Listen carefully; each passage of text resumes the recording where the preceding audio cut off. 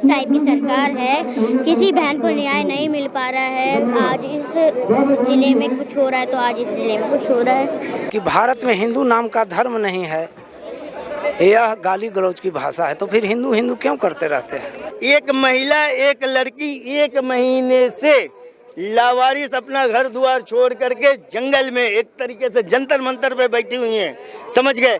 ये बताइए, ये सम्मान हो रहा है देश का? आज इन पहलवानों के धरना का 29वां दिन है। लगभग 1 महीना बीत चुका है और मांग वही है, बृजभूषण की गिरफ्तारी। तमाम लोग यहाँ पहुँच रहे हैं पहलवानों के समर्थन में। उस बीच मेरे साथ कुछ लोग मौजूद हैं, हम उनसे बात करेंगे। सबसे पहले सर बताएं, आप कहाँ से आए हैं? मैं सोनू मालपुरिया हूँ, भारतीय किसान यूनियन जिला पानीपत हरियाणा का जिला प्रधान हूँ।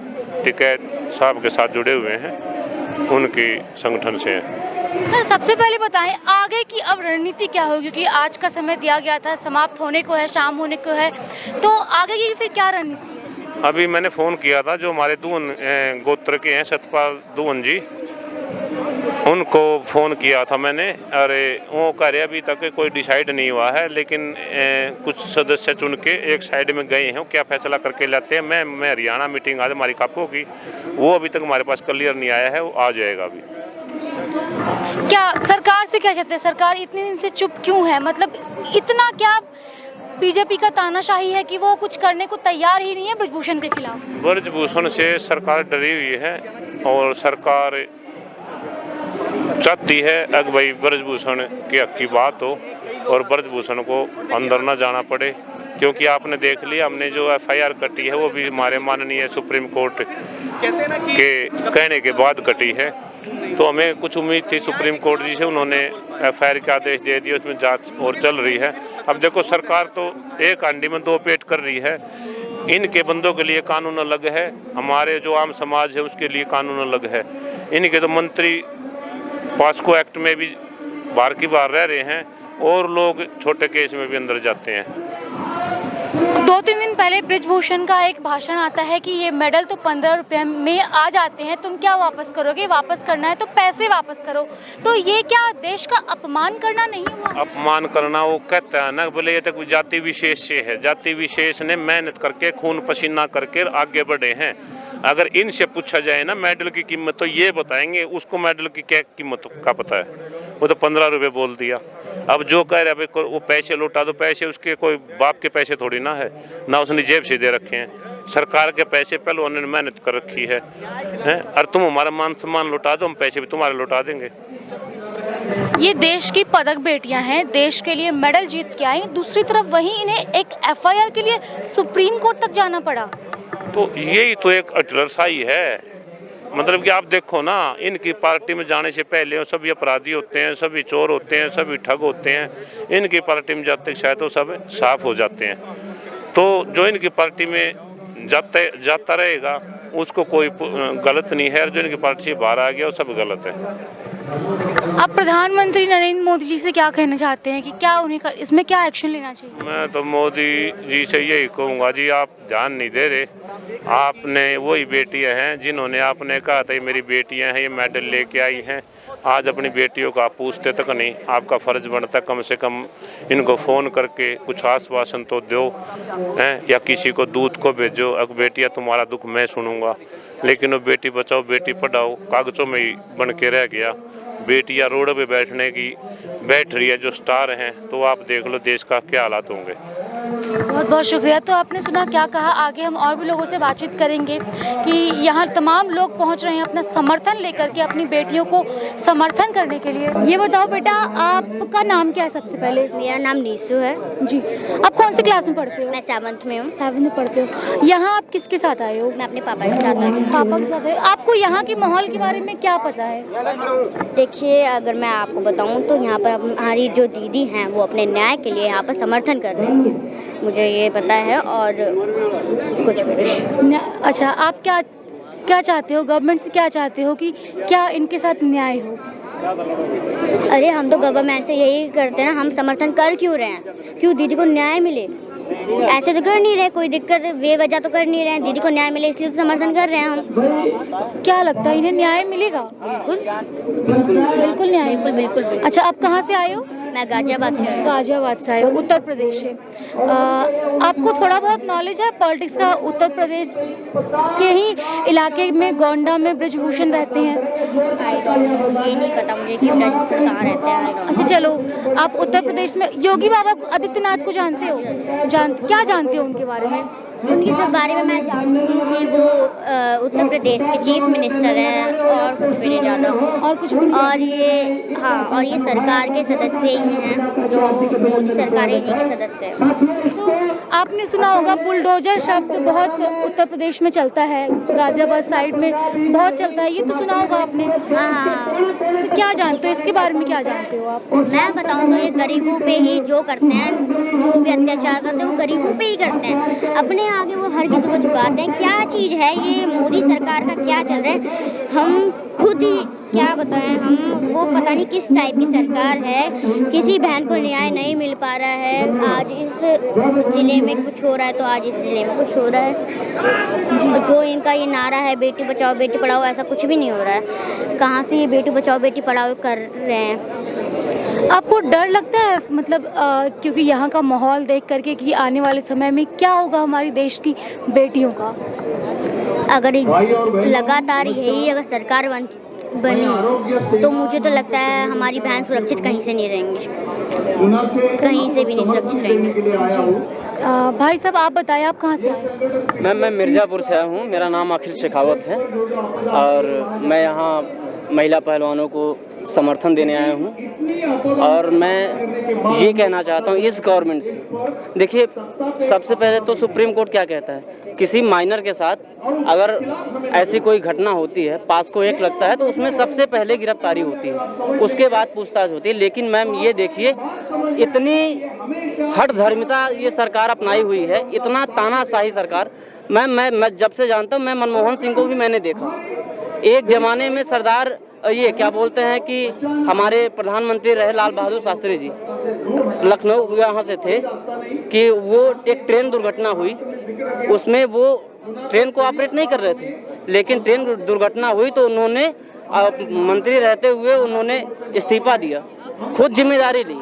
बिल्कुल, ये बताएं आप यहाँ इन बेटियों के समर्थन में आए हैं, क्या लगता है कब तक इनके साथ में आए होंगे? मैम अभी 1 महीना लगभग होने वाला है, अभी तक तो कुछ नहीं हुआ और इस सरकार से हम ये उम्मीद भी नहीं कर सकते कि ये कब तक न्याय करेगा, क्योंकि हमारे भारत के प्रधानमंत्री जब ये बेटियां हमारी बहनें मेडल लेके आती हैं तो खुद उनको चाय पे बुलाते हैं और चर्चा करते हैं, मिलते हैं उनसे, फोटो खिंचवाते हैं, लेकिन यही चंद दूरी पे हैं। लेकिन आज 1 महीना होने वाला है, हमारे यशस्वी प्रधानमंत्री जिसको कह रहे हैं ये लोग, एक शब्द आज तक नहीं बोले। ये बड़े ही शर्म और दुख की बात है मैम, इससे ज़्यादा शर्म और कुछ हो ही नहीं सकता। किसी देवता को नहीं मानता। नहीं, आप हम मानते हैं। कैसे वो सही है ये बताइए, कैसे सही है? अरे हम देवी देवता को मानते हैं, हमारे देवी देवता भी देवी देवता और बाबा बागेश्वर वो इंसान है, इंसान रूप हम बागेश्वर का नहीं पक्ष ले रहे, ये कह रहे हम देवी देवता को नहीं मानते, हम मानते हैं, हम तो उनको मानेंगे। अरे तो जो ये नहीं मानता मत मानो, हम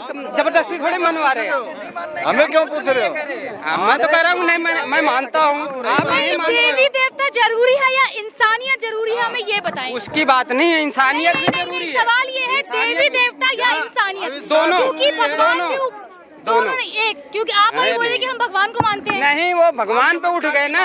हाँ, सही बात। मैं उस बात पे बोला, मैं इस बात की नहीं ले आया कि मैं इंसान का नहीं चाह रहा हूँ, मैं इंसानियत संविधान से चलता है। पर मेरी श्रद्धा भगवान में है, भगवान से चलेगा, विकास होगा तो विस्तार से होगा। करो बस, मेरे कहने का मतलब भगवान का विरोध कोई नहीं कर रहा है, लेकिन भगवान के आड़ पे जो अपनी रोटियां सेक रहे हैं, मैं वो पक्ष नहीं ले रहा, मैं उसकी बात ही नहीं मैं ये कह रहा हूँ बागेश्वर बाबा उनके भाई ने वो एक दलित की लड़की पर जा करके वहाँ गोली भी चलाई थी उसका। अरे सुन लो मेरी बात, पहले बात सुनो। वो बाबा का भाई है ना, वो बाबा का भाई है ना, उसने क्या कर्म किया था वहाँ पर जा करके, क्यों किया था? आप नहीं मानते मत मानो। तो हमने तो ठेका नहीं रखा आपका, आप मानो, हम नहीं मानते, फिर उसमें क्या दिक्कत आ रही है? बस तो हद होगी यार, ये भी कोई बात नहीं, हम बहुत हमको मानते हैं। हमारे पास असली बाबा हैं तो नकली बाबा को हम क्यों माने? हमारे पास असली बाबा। वही बात है ना, यही विडम्बना है। भगवान के नाम से राजनीति की जाती है, उनके नाम पे लोग धर्म के नाम पे। नेता हूँ अब मैं जब प्रोटेस्ट में आया हूँ तो कोई विपक्ष करने थोड़ी आया हूँ यहाँ। अगर प्रोटेस्ट में आया हूँ क्या मैं विरोध करने आया हूँ? हैं? मुझे बस भगवान से विरोध मत करो। भगवान का विरोध क्यों कर रहे हो? अरे भगवान का विरोध कोई नहीं कर रहा। आप भगवान का विरोध कर रहे हैं? मैं नहीं कर रहा। मैं क्यों कर रहा हूँ भाई? मैं नहीं कर रहा विरोध, मुझे जरूरत है। अरे मैं क्यों करूँगा विरोध भाई? तो आप ये कह रहे हो भगवान मानते हो, मैं नहीं मानता, ये विरोध हो गया? तो वो नहीं मानते, आप मानते हो। श्रद्धा वो नहीं मानते, हम इधर जाते हो। हाँ ठीक है, फिर आप जाओ। नहीं मानता, मैं भगवान को मानता हूँ। मेरी आस्था कहीं है, तुम्हारी आस्था कहीं है। सबकी अपनी अपनी आस्था है। सीधी बात है, आप अपने भगवान को मानो। और सब आस्था से ऊपर है इंसानियत।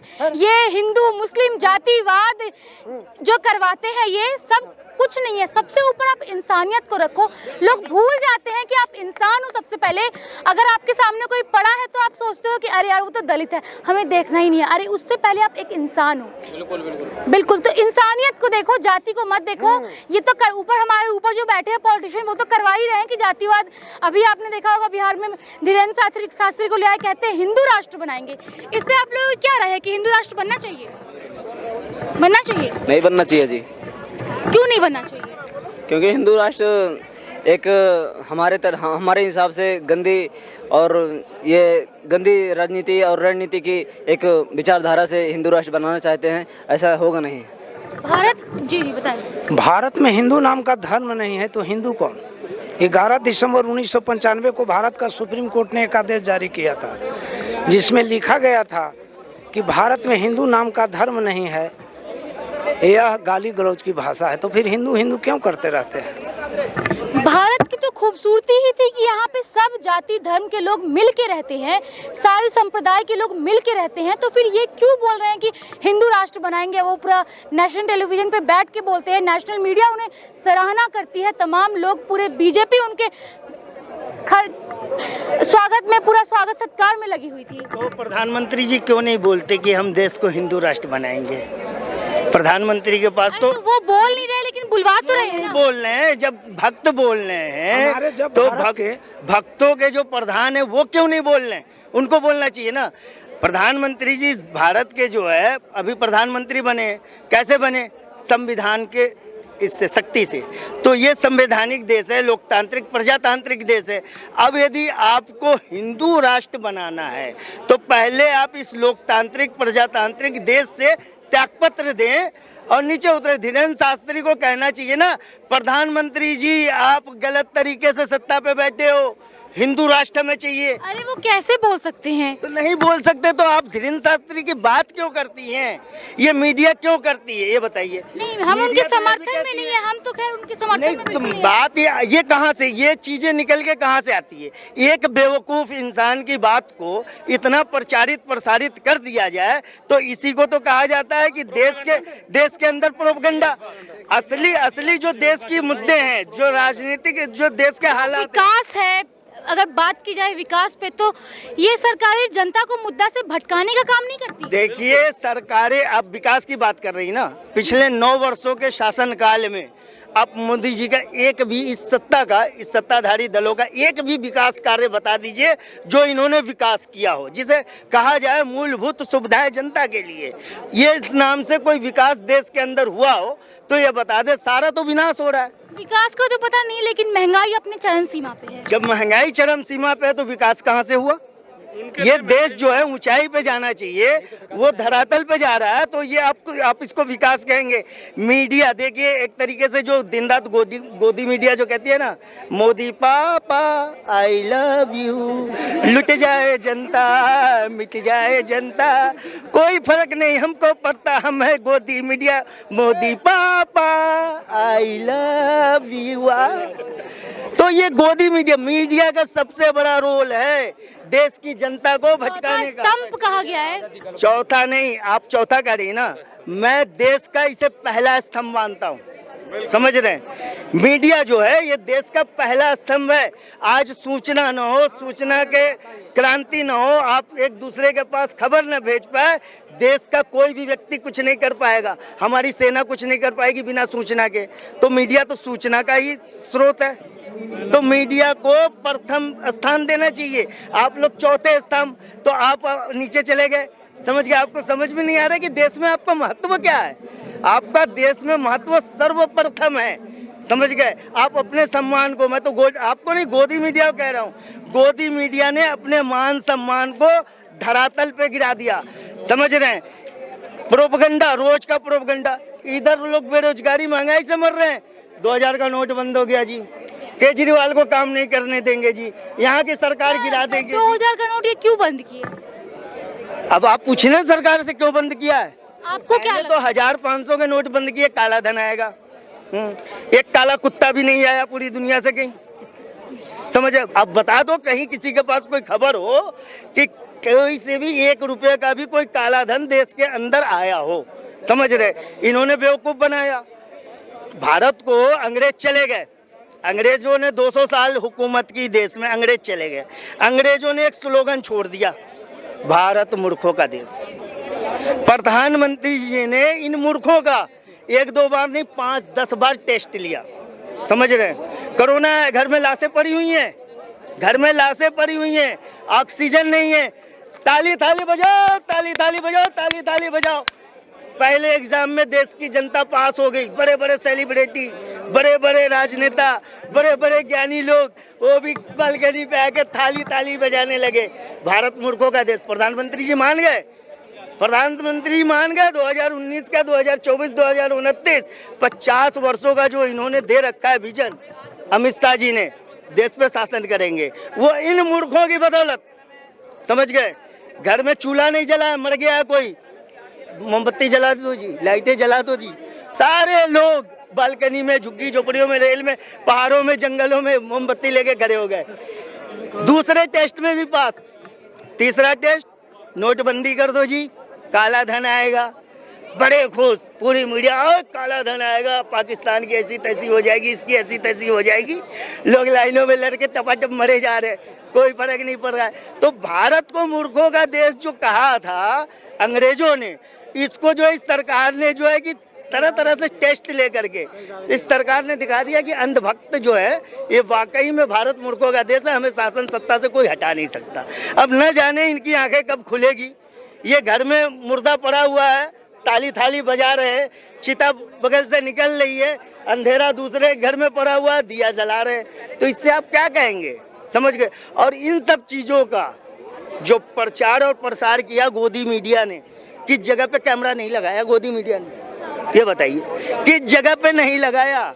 यहाँ तक कि नदी में खड़े होकर के भी वो दिया देख रहे हैं कि दिया जल रहा है कि नहीं, ताली थाली कोई बजा रहा है कि नहीं बजा रहा है। समझ रहे? तो भैया जहाँ का शासक जो है चतुर होगा, वही कहते हैं ना कि अंधेर नगरी चौपट राजा। तो अंधेर नगरी आज देश में बनी हुई है, लोग भुखमरी बेरोजगारी से परेशान है, काम धंधा है नहीं, आमदनी घट गई, एक स्लोगन आ जाता है गोदी मीडिया की तरफ से, महंगाई बढ़ी है तो आमदनी भी बढ़ी है। समझ? आमदनी किसकी बढ़ी? जो मजदूर 500 पे दिहाड़ी कर रहा था उसे 300-400 रुपये नहीं मिल रहे, बेचारा मजबूरी में। आप जाकर के देखो, आप मीडिया कर्मी हो, आप कहीं दूर मत जाओ, सेंट्रल विस्टा बन रहा है, यहाँ के जाके मजदूरों का हालात आप पूछो।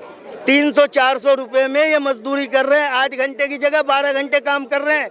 अब कहाँ से आए हुए हैं? छत्तीसगढ़, बिहार, बंगाल, उड़ीसा, पता नहीं कहाँ से लोग आए हुए, क्योंकि बेरोजगार है, उनके पास खाने को नहीं है, जीवन चलाने को नहीं है, 300 में मजदूरी करने को तैयार है।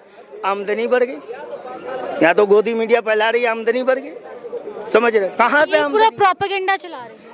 इस देश प्रोपगंडा पे ही चला जा रहा है। कब हमारी आंखें खुलेगी, कब हम समझेंगे कि हमारे साथ क्या अत्याचार हो रहा है, क्या अन्याय हो रहा है, तब तक शायद बहुत देर हो जाएगी। ये अत्याचार अन्याय नहीं है। बेटियां जो एक सम्मानित घरों में पदक जीती हुई, एक महिला, एक लड़की 1 महीने से लावारिस अपना घर द्वार छोड़ करके जंगल में एक तरीके से जंतर मंतर पे बैठी हुई हैं। समझ गए? ये बताइए, ये सम्मान हो रहा है देश का? इससे बड़ा और अपमान आपकी नज़र में, दुनिया वाले देश वालों की नज़र में इससे बड़ा अपमान क्या होगा कि हमारी बहन बेटियां, हमारी जो घर की लड़कियां हैं, बहुएं हैं, वो किस तरीके से इस जगह पे बैठ करके 1 महीने से अपना जीवन यापन कर रही हैं। समझ रहे हैं? क्या इनका मान सम्मान नहीं है? ये सम्मानित नहीं है? ये महिला नहीं है? इनको सम्मान नहीं चाहिए? इनको अपमानित किया जा रहा है। ये सरकार कर रही है, ये हटी जिद्दी सरकार।